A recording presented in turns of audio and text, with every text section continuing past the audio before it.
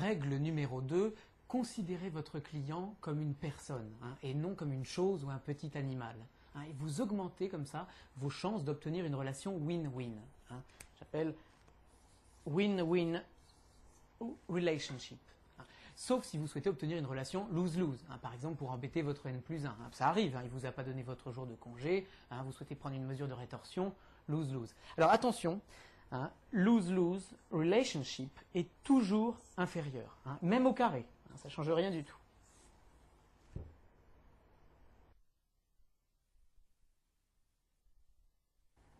Règle numéro 3, un petit rappel des théories financières utilisées dans le business.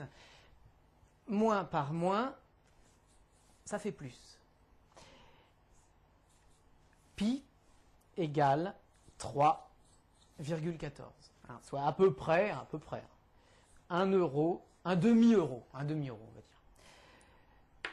Les outils de travail, très important. Une calculatrice, bien sûr, solaire, vous n'allez pas changer vos piles en pleine négociation, et puis antidérapante. Ça, c'est très important parce que dans certaines conditions, je pense par exemple quand vous êtes en mer, sur une plateforme offshore, dans les 40e rugissants, vous pouvez être amené à conclure un deal dans des conditions ahurissantes. Moi, je sais ça. Et là, ça fait la différence.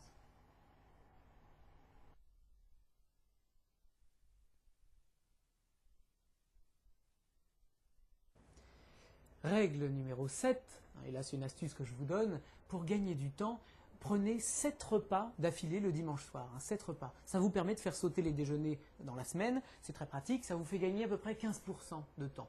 Et puis il y a aussi, je dirais, une meilleure assimilation des aliments, et ça on le sait moins.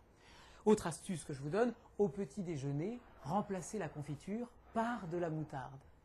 C'est, je dirais, plus de peps chez le client et moins de sucre.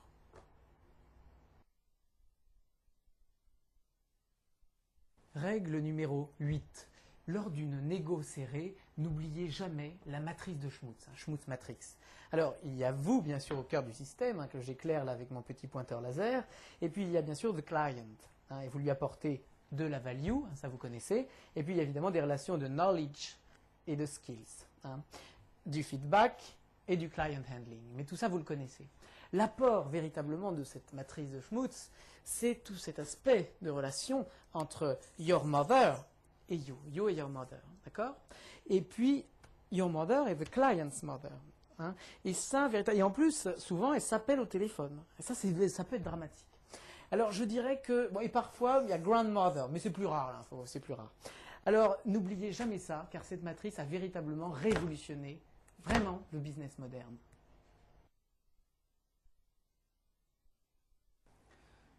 Règle numéro 10, modulez votre effort dans la journée en fonction de la courbe de John Pringles, qui était un disciple de Mark Shipstown et un ami aussi. Alors, qu'est-ce qu'elle dit, cette courbe? Eh bien, elle parle de votre stress tout au long de la journée. Alors, bien souvent, ça démarre de façon soft, et là, bien souvent, il y a une zone de difficulté, et puis là, en général, il y a un effet de chevelure, comme ça, et là, voilà, souvent, c'est... Bon, il faut adapter, mais bien souvent, c'est ça. C'est la courbe de John Pringles. Alors, qu'est-ce qu'elle dit, cette courbe? Il faut savoir la lire. Et il y a deux grandes zones de danger, si vous voulez. Danger, là, et là, moi, j'ai vécu des choses dramatiques en entreprise. Il se passe des choses terribles. Alors, qu'est-ce qu'il faut faire quand vous êtes en zone rouge comme ça? Eh bien, il faut vraiment, je crois, vous enfermer à clé. D'une part, pour épargner votre entourage, et puis pour éviter de donner des claques. Donner des claques à des innocents. Parce que c'est tentant, c'est vrai. Et c'est pas que c'est tentant, c'est que ça arrive. Voilà.